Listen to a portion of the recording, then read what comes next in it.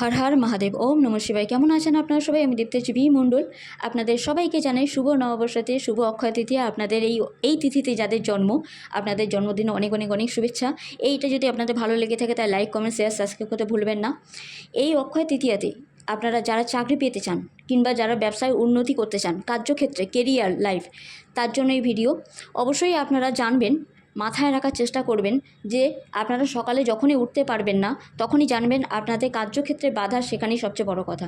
তাই চেষ্টা করবেন সকাল সকাল উঠে পড়া। বিশেষ করে অক্ষয় তৃতীয়াতে সকালে ওঠা খুবই প্রয়োজন, কারণ সূর্যদেবের আগে যদি ঘুম না ভাঙে তাহলে অক্ষয় হয়ে থাকবে সেটা, আর এটা একদমই উচিত না।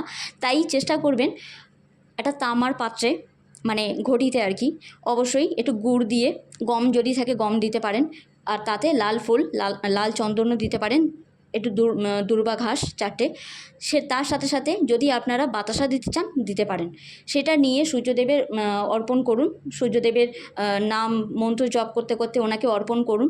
তারপরে বেলাতে, মানে ওই 9টার দিকে অবশ্যই কলা গাছে আপনারা হলুদ জল মিশ্রিত সেই হলুদ জল কলা গাছকে অর্পণ করুন। কলা গাছের সিঁদুর দিয়ে তিলক করবেন, সেই সিঁদুর একটু কপালে পরবেন। মেয়েরা হলে অবশ্যই খোলা চুলে করবেন, ছেলেরা হলে তো এমনিতে করতে পারেন আপনারা।